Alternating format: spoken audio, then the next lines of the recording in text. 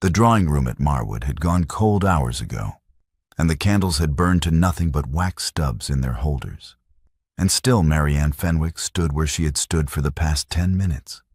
Rigid, dry-eyed, her last night's gown creased from a sleepless chair, her hands at her sides because she did not trust them to be anywhere else. Gideon Vane, Duke of Vasterly, stood 3 feet away from her, and the words she had just spoken were still in the air between them. She had said he disgusted her. She had said her sister warned her. She had said she would not have him, would not consider it, would not entertain for a single further moment the idea that a man like him had anything to offer a family like hers. The fire was long dead. The room smelled of cold ash and extinguished wax. And Gideon Vane did not argue. That was the thing that caught her. She had expected argument. She had prepared for it, had her figures ready, had Arabella's exact words memorized, had the particular entry from her father's accounts lined up in her mind like a loaded pistol. He stood with his hands at his sides, much as she stood with hers, and he looked at her with an expression she could not name and did not want to study. Then he reached into his coat, drew out a single folded paper, and set it on the table between them. The table held 2 cold cups of tea that neither of them had drunk. "You may keep your contempt," Gideon said. His voice was level. Not kind, not cold, simply level, as a man speaks when he has already decided something. "I find I have no objection to it, but you should read that before the sun is fully up." He turned. He walked to the door. He did not look back, and his footsteps on the stone floor of the passage outside did not hurry. And then the outer door opened and closed, and she heard his horse on the gravel. And then nothing. Marianne stood in the cold room with the paper on the table between the 2 cold cups, and she did not touch it. She crossed to the window instead, and looked out at the gray, pre-dawn light coming up over the Marwood grounds. The long lawn running down to the ha-ha. The elm trees still and black against a sky that had not yet decided what color it intended to be. She had been right. She was certain she had been right. She had the figures. She had Arabella's warning. She had a year of careful work behind her, and a year of careful work did not simply dissolve because a man left a piece of paper on a table and walked out without defending himself. A man with nothing to hide defends himself. Except that a man with nothing to hide also, she noted against her will, does not walk out with his coat on and his ring case still in his pocket. He had arrived with a ring case. She had seen the outline of it in his coat. He had not produced it. He had not produced the ledgers his steward carried in behind him.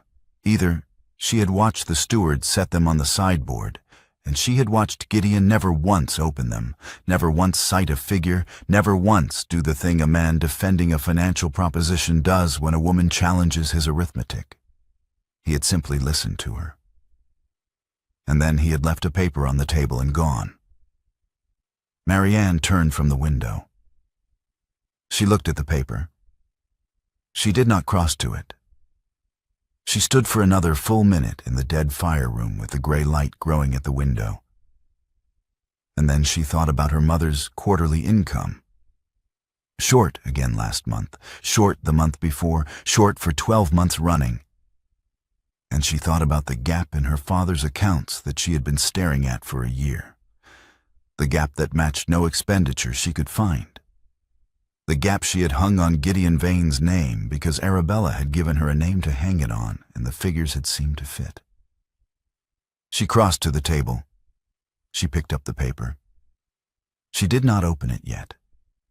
She stood with it folded in her hand, in the cold room, in the growing light, and thought, I am going to read something I do not want to have read. 2 days earlier, the morning had been bright, and Marianne had been ready for him. She had known he was coming. His steward had sent word the previous afternoon. A note so formally correct, it had told her nothing except that the Duke of Vasterly wished to call at Marwood at 10 o'clock on a matter of mutual concern to both estates. Arabella had read the note over Marianne's shoulder and said, very quietly, "Don't let him in the house alone with you. Don't let him show you anything he's brought. And don't sign anything." "I have no intention of signing anything," Marianne had said. "He's charming," Arabella said. "He has that kind of face, the kind that makes you feel as though you've misjudged him." "I haven't misjudged him." Marianne had set the note down on the writing table with a precision that ended the conversation. She had her own papers ready when he arrived. 12 months of her father's accounts, copied in her own hand onto clean sheets, with the discrepancies marked in red ink. 3 entries that matched in amount, in timing, in the pattern of just below threshold withdrawals, a structure she had identified in the joint Fenwick-Vasterly trust documents she had retrieved from the solicitor 6 months ago. She had the trust calendar. She had the withdrawal dates. She had, she believed, everything she needed to demonstrate that the Duke of Vasterly had been extracting funds from the joint holdings in increments small enough that neither family would notice independently. Gideon Vane arrived at 10 o'clock with his steward behind him and 2 ledgers under his arm, and a manner that was, she noted, entirely too composed for a man who had come to propose anything. He was tall. She had not quite remembered how tall. And he wore no expression of particular nervousness, which she found offensive. Men who were about to propose marriage to women who had reason to distrust them ought, she felt, to look at least somewhat apprehensive. "Lady Marianne," he said. He did not bow with any particular flourish. He simply acknowledged her, the way one acknowledges a person one expects to be reasonable. "Your Grace," Marianne said, and gestured to the chairs. She did not offer tea. He sat. He set the ledgers beside his chair. He did not open them. His steward withdrew to the passage. "I'll be direct," Gideon said. "Please," Marianne said. "The Fenwick and Vasterly estates share a joint trust that was established by our fathers in 1798. The trust has been administered since my father's death by my steward, and since your father's death by yours. The arrangement was sensible when both estates were solvent, both families were in communication. At present, neither condition applies." He paused. "I am proposing a joint management arrangement. Not a merger of the estates themselves, but a unified oversight of the trust holdings, with both parties reviewing all accounts and all withdrawals together, for the protection of both families." "And the ring case in your coat?" Marianne said. A brief silence. He looked at her steadily. "That is a separate matter, and a secondary one. The financial proposal stands regardless." "It does not stand," Marianne said. "It falls, immediately and entirely." She reached for her papers. "I have spent 12 months auditing my father's accounts. I have identified a pattern of withdrawals from the joint trust that do not correspond to any authorized expenditure on the Fenwick side. The withdrawals follow a consistent structure. Always below the threshold, either family would flag independently, always timed to coincide with periods of reduced oversight. She placed the first sheet on the table between them. "The total extracted from the Fenwick portion over the past 26 months is £4,312. I cannot yet prove the mechanism without the original trust deed, which is held at Vasterly. But I can prove the gap." Gideon looked at the sheet. He did not pick it up. "Your sister's warning," he said. "Your sister's warning," Marianne confirmed, "was that the Duke of Vasterly has been extracting funds from joint holdings. I have spent a year finding the evidence to support it. I find I have enough."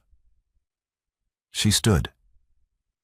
"I will not enter a joint management arrangement with you." I will not consider a proposal of any kind from you.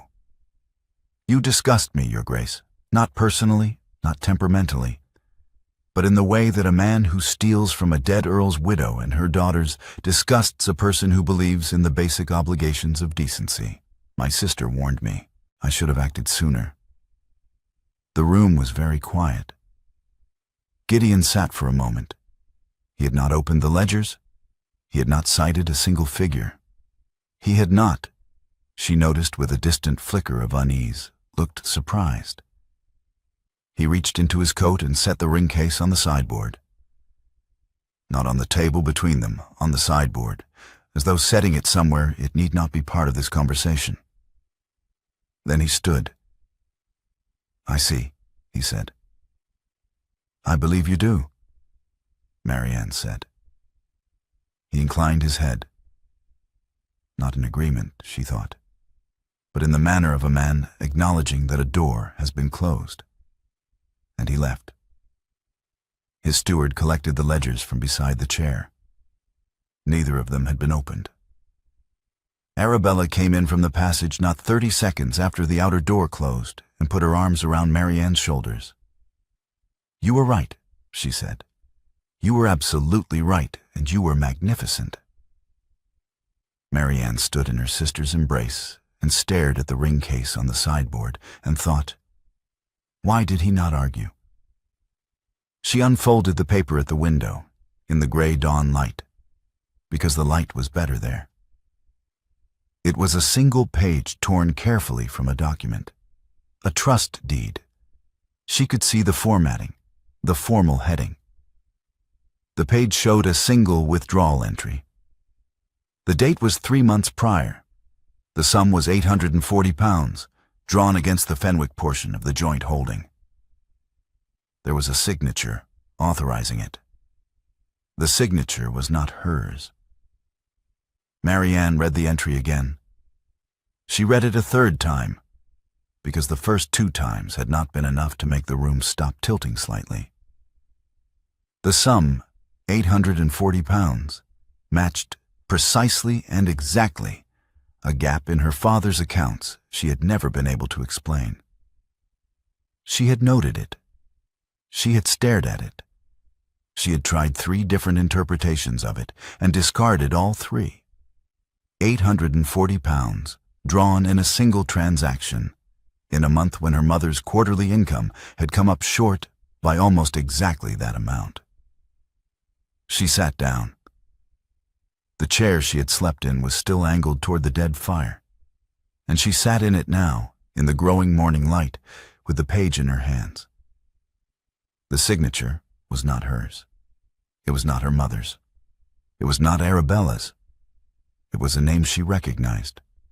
She recognized the style of it, the particular way the letters ran together.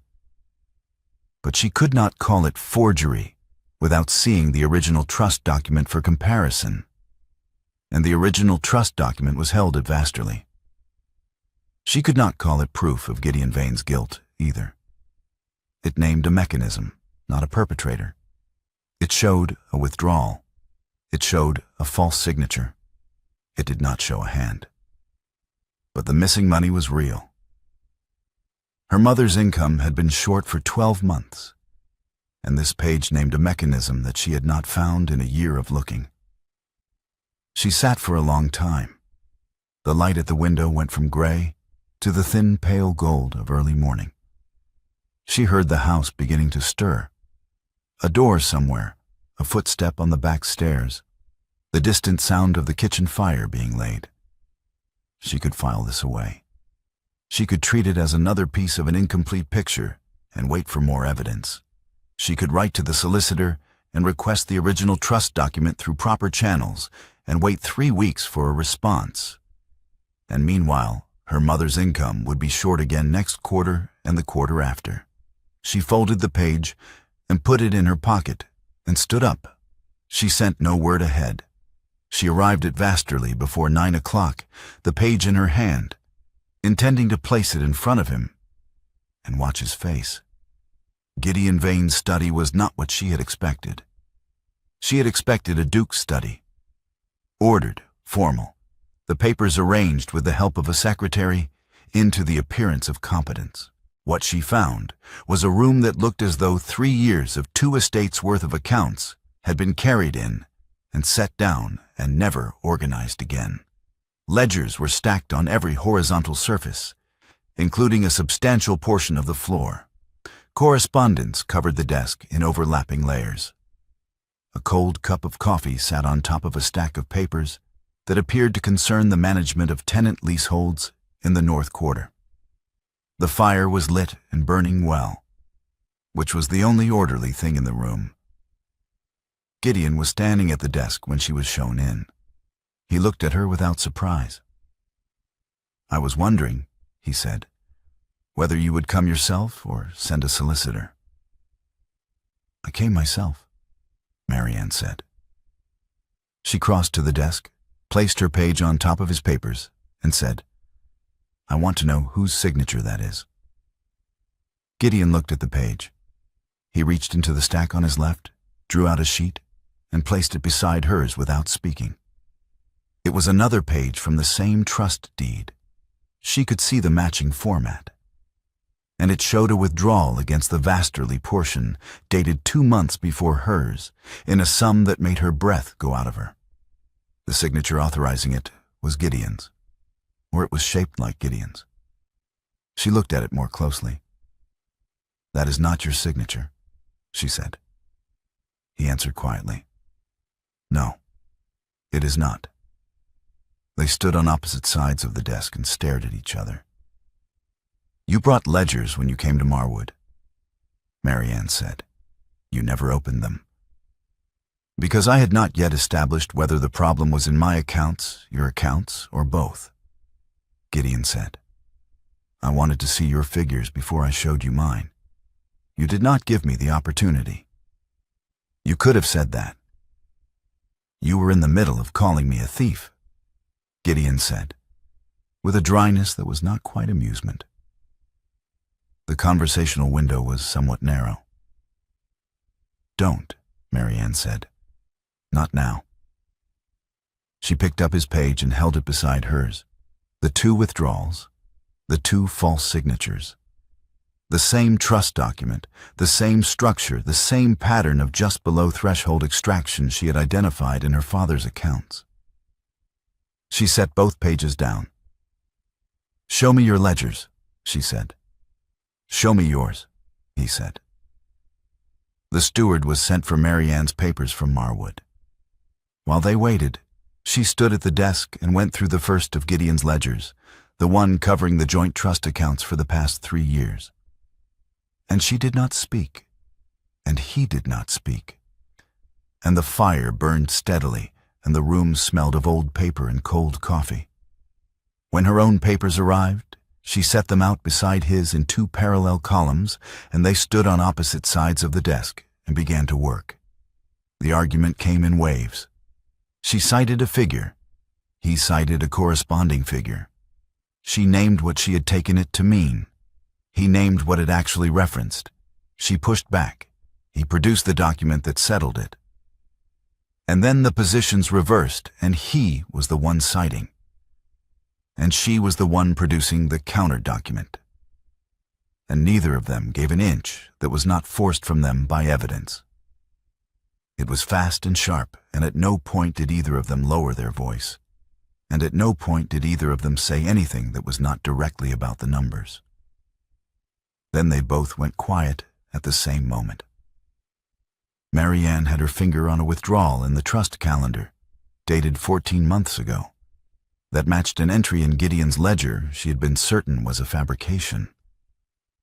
Except that the corresponding document in his stack, the one he had just placed in front of her, showed the same entry, the same amount, the same date, in a 3rd set of accounts she had not seen before. Accounts that were neither Fenwick nor Vasterly, accounts in a name she did not recognize. "Whose accounts are these?" she said. Gideon was very still. "That is what I have been trying to establish for 4 months," he said. Neither of them moved. The fire crackled once. Somewhere in the house, a clock struck the quarter hour. The two stacks of evidence on the desk, hers and his, built up over the past 40 minutes of furious exchange, did not point at each other. They pointed at the same third column. A third hand had been moving in both sets of accounts, taking from both sides, leaving traces in both ledgers that were designed to look, when viewed separately, like the other family's fault. Marianne thought, involuntarily, of the moment 2 days ago when he had reached toward her to place the ring case, and she had pulled back so sharply the case had fallen and struck the floor. She had not let him finish the gesture. She had not let him place the case. She had pulled back, and he had not tried again, and the case had sat on the sideboard while she delivered her prepared accusations, and he had sat and listened without defending himself. She pulled her attention back to the pages. "We need to compare everything," she said. Her voice came out steadier than she expected. "Every entry, every withdrawal. I need to see the full trust deed." "It's in the third stack," Gideon said. "From the left." Marianne found it. She did not leave. 3 evenings at the Vasterly study, and the accounts began to yield their pattern. The first evening they found the falsified signatures, 4 of them across both sets of ledgers, each one a close imitation of the authorizing party, but wrong in the small ways that a forger working quickly gets wrong. The pressure of the pen on the downstrokes, the way the final letter ran out. Marianne had been comparing signatures for a year, and she could see it clearly now that she was looking at both families' documents together. She marked each one in pencil and moved to the next. The second evening, they found the amended trust entries. Someone had gone back into the original trust deed, the bound volume, not the loose pages, and altered 3 entries in an ink that was almost, but not quite the same shade as the original. Almost. Under the lamp at the desk, with both of them leaning over the open volume, the difference was visible. The amendments had adjusted the withdrawal thresholds, the amounts below which either family could independently authorize a payment without the other's countersignature, upward by 30%. Small enough that neither family solicitor had flagged it, large enough that it opened a significant window. "This was done before either of us inherited the trust," Marianne said. She was tracing the edge of one altered entry with her fingernail, not touching the ink. "Before your father died. Before mine. Which means it was done by someone who had access to the original document for long enough to make careful alterations," Gideon said. He was standing beside her, close enough that she was aware of the specific warmth of another person after hours in a cold room. Not a single opportunistic act. A plan. A patient one, Marianne said. On the third evening, late enough that the lamp on the desk had burned down twice, and the night outside the windows had gone fully dark, Marianne sat back in her chair and pressed the heel of her hand against her eyes, and looked at the page in front of her, and felt the fatigue of 3 days of close work settle into her shoulders like weight. She did not notice Gideon move. She noticed, some minutes later, that his coat was draped over the back of her chair, where she could take it or leave it. He was back at his side of the desk, with his sleeves rolled to the elbow, working through the North Quarter leasehold records, and he did not look up. She put the coat on. It was warm, and it smelled of wood smoke and cold air and something that was simply his. She worked for the rest of the night with it on, and neither of them mentioned it. It was near midnight, in the pause between one stack of papers and the next, that Gideon set down his pen and said, with no particular preparation, "My wife managed all of this. Every account, every ledger, every trust document. She was better at it than any solicitor I ever hired, and she understood it the way other people understand music. Instinctively. Entirely. When she died, I discovered I had let her carry it for so long that I did not know where my own accounts were kept. Marianne did not put down her pen. She kept her eyes on the page in front of her. I approved an investment while the grief was still very present, Gideon said. A land consolidation scheme. My steward recommended it. I did not read the documents carefully. 11 tenant families lost their leaseholds. He paused. I have since made what restitution I could. But I do not trust my own judgment in financial matters.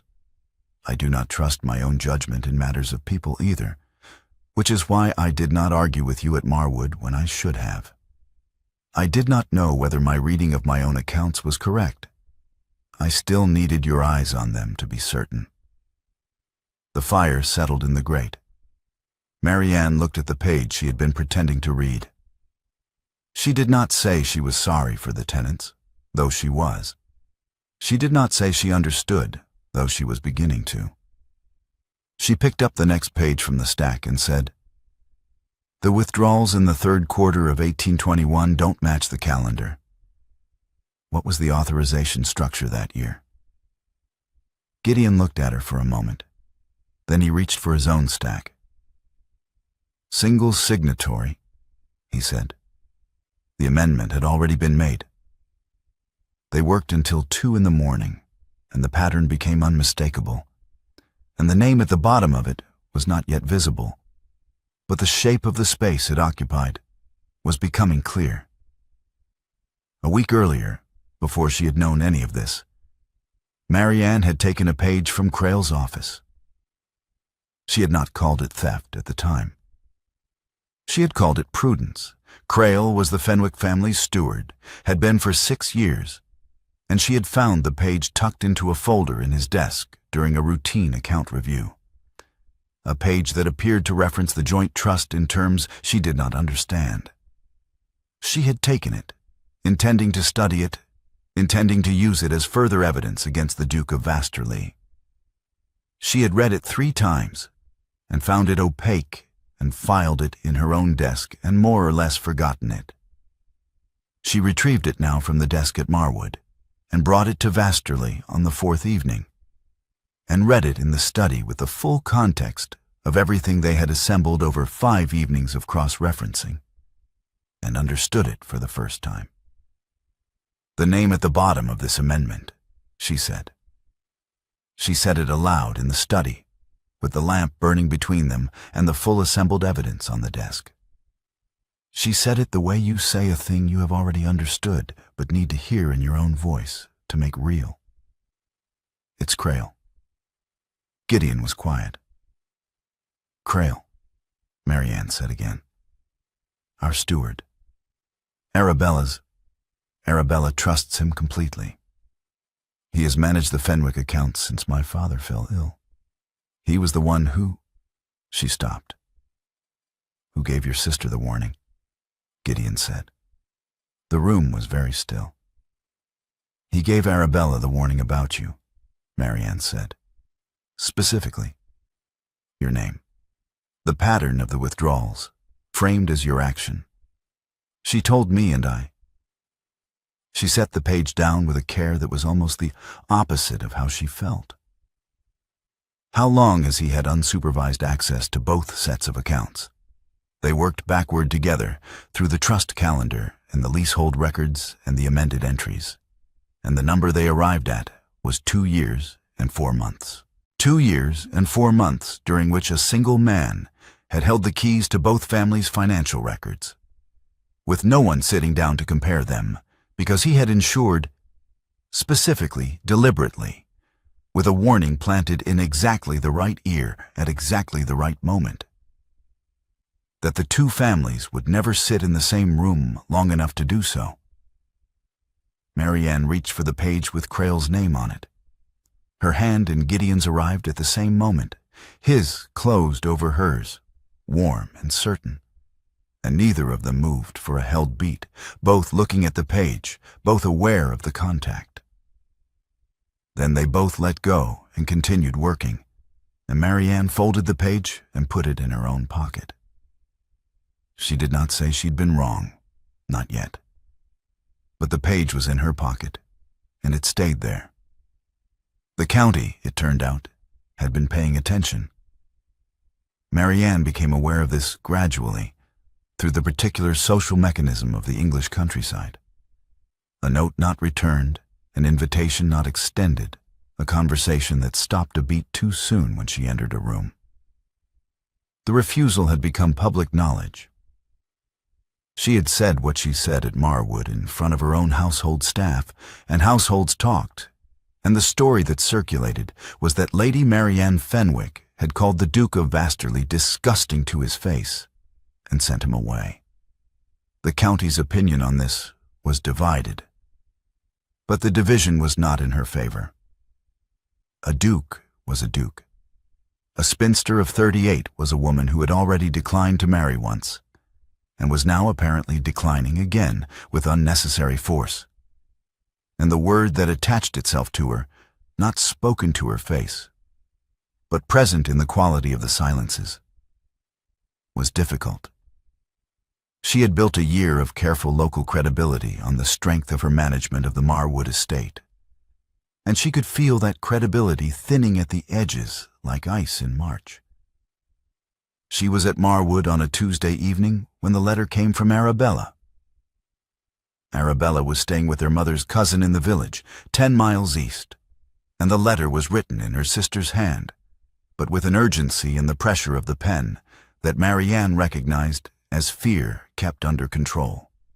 Crail had called on Arabella that afternoon with a document, a single page, he had said, to regularize certain accounts, a formality the solicitor required before the quarterly payment could be released. The sum involved was Arabella's own inheritance from their father.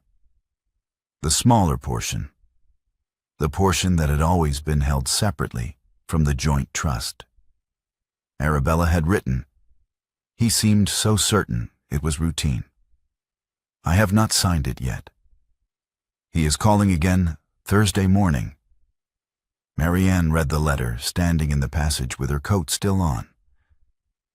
She arrived at Vasterly at an hour that no unmarried woman should arrive anywhere. Past 9 o'clock, the evening fully dark, the gravel drive lit only by the lamp her driver carried. She was shown into the study where Gideon was still working, and she came in already talking, already halfway through an explanation that was not yet organized enough to be an explanation. The letter in one hand and her own assembled notes in the other. "He's moving against Arabella's inheritance directly," she said. "There is a document. He is calling it a regularization, a formality. And if Arabella signs it, she will have authorized a withdrawal from her own separate account, the one that has nothing to do with the joint trust, and the authorization will be in her hand, and it will be real, and there will be nothing I can—" Marianne. Gideon said it simply, not sharply, not as a command, simply as a way of placing her name in the room. She stopped moving. He crossed to her and took both her hands in his and held them. Not a restraint, a steadiness. His hands were warm, and she had been cold since Marwood, since the cold drawing room, since all of it. And she stood still for the first time in 3 hours and felt the frantic forward motion of the evening go quiet in her chest. "Thursday morning," she said. "Thursday morning," he confirmed. "That gives us tonight and tomorrow." She stood for one more moment. Then she stepped back, sat down at the desk, and picked up her pen. She wrote 2 letters. The first was to Arabella, direct, plain, specific. "Do not sign anything Crail places before you. Tell him the solicitor has requested the original document first. Do not explain further. Trust me." The second letter was harder. She wrote it in the formal register, with the full honorific, without any softening of the request or any diminishment of what it cost her to make it.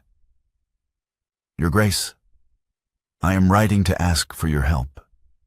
I cannot resolve this without you, and I will not pretend otherwise. I was certain for a year, and my certainty was wrong, and people I love may pay for it if I do not set that aside now and ask plainly. I am asking plainly. She sealed both letters. She did not reread the second one. The morning of the magistrate's hearing arrived with a sky the color of pewter and a cold that had not yet decided whether it would become frost. Marianne and Gideon stood on the outside steps of the Vasterly study with the secured packet of evidence between them. The amended trust deed, the falsified signatures laid out in order, Crail's intercepted correspondence with a London broker, the original withdrawal authorizations in the wrong hand, and the page Marianne had taken from Crail's office, now properly annotated and placed within the sequence. Gideon turned to her. He looked at her the way he had looked at her in the study on the first morning, across the desk, directly, without performance. "I want to say something before we go in," he said. "Then say it," Marianne said. "I no longer want your gratitude," Gideon said. "I don't want the professional alliance either, though I value it. I want you, only you specifically. And I am not asking for anything in return for saying so. I thought you should know before we walked into that room." Marianne looked at him. The cold morning air moved between them. She kissed him once, stepped forward, and kissed him, fierce and deliberate and brief, with her hands holding the packet of evidence and his hands at his sides, because he had said he was not asking for anything. She stepped back. "We have a hearing to win first," she said. He regarded her for a moment with an expression that was not quite a smile, but occupied the same territory. "Yes," he said. "We do." They walked in together. The magistrate's hall was full. The county had assembled, partly because a formal complaint against a steward concerning the joint accounts of two prominent families was legitimate legal business, and partly because the story of the insulted Duke and the sharp-tongued Lady Fenwick had provided a month of excellent conversation, and no one wished to miss the resolution. Marianne walked in beside Gideon and felt the room register the fact of their arrival together with a collective adjustment that was almost audible. Crail was already present. He stood near the front of the room, composed and well-dressed, and he looked at Marianne with an expression of measured sympathy that she found more alarming than open hostility. He had prepared something. She could see it in the way he held himself. The magistrate called the proceeding to order. The formal complaint was read. Marianne placed the packet on the table designated for evidence and was preparing to begin her presentation when Crail stepped forward and addressed the room directly. "Before we proceed," Crail said, "I think the magistrate and those present deserve a moment of context." His voice was measured, regretful, the voice of a man reluctant to say what he was about to say. Lady Marianne Fenwick publicly refused the Duke of Vasterly's proposal of marriage some weeks ago. She stated, in terms she has not retracted, that he disgusted her. She accused him of fraud on the basis of figures she had been compiling privately for a year. He paused. The question this hearing ought to consider, before any document is examined, is whether what is being presented as evidence is evidence, or whether it is the grievance of a woman who was refused, dressed in the language of bookkeeping.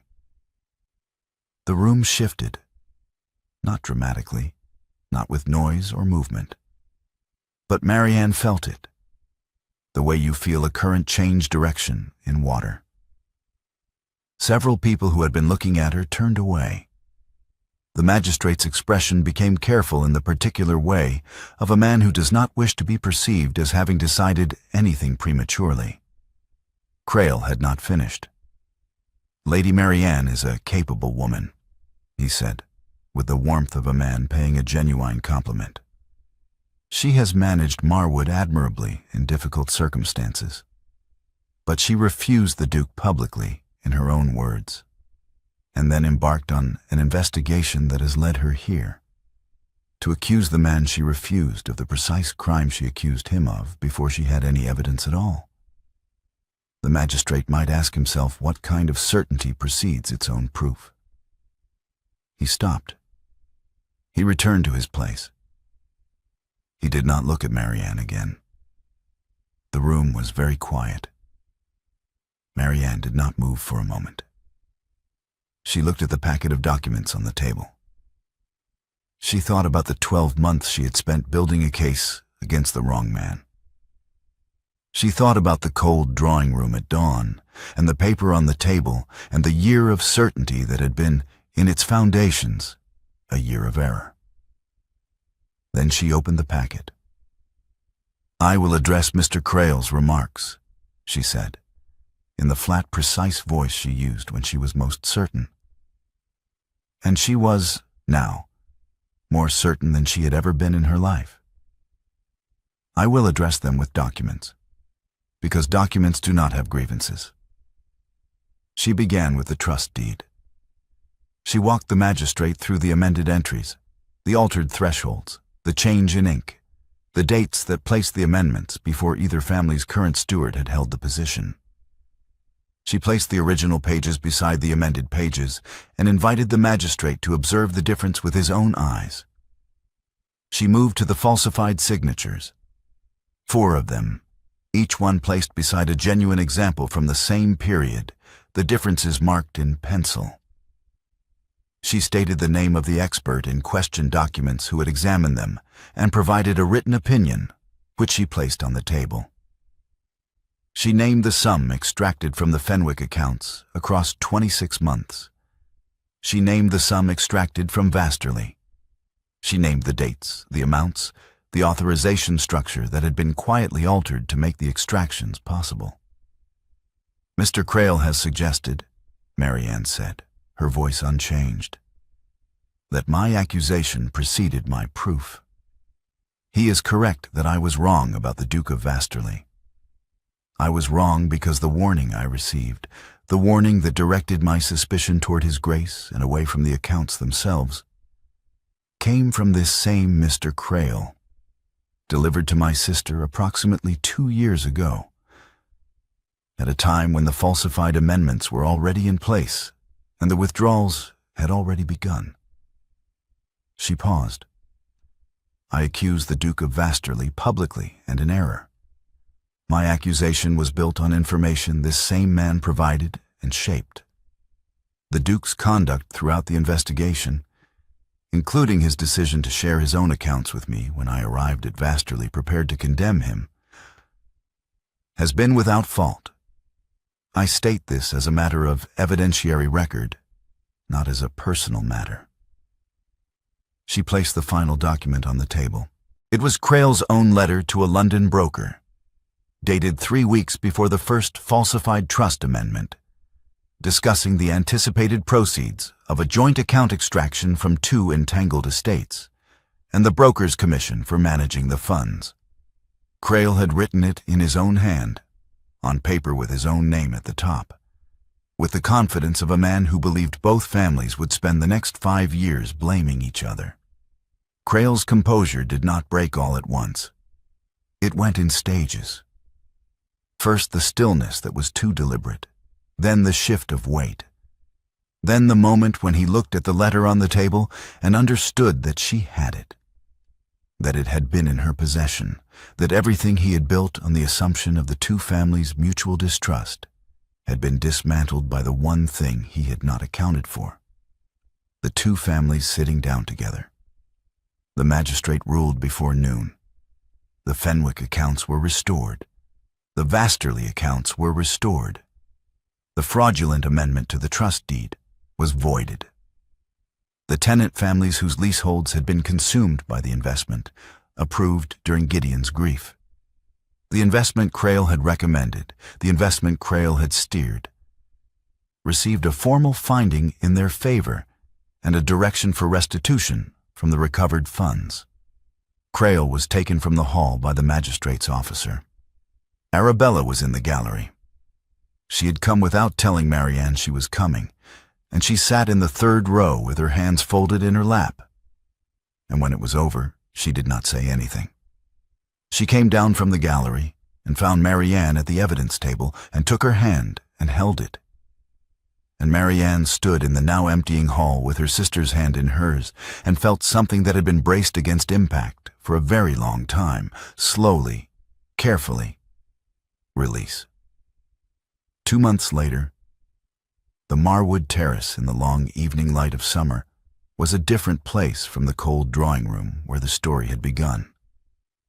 The ha-ha at the end of the lawn was green and deep, and the elm trees that had been black against a gray dawn sky in February were full and heavy with leaf, and the air smelled of cut grass and the particular warmth that comes off old stone in summer.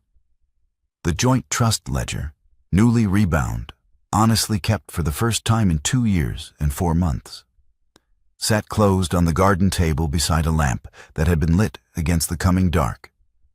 2 cups on a tray, the remains of an evening's conversation.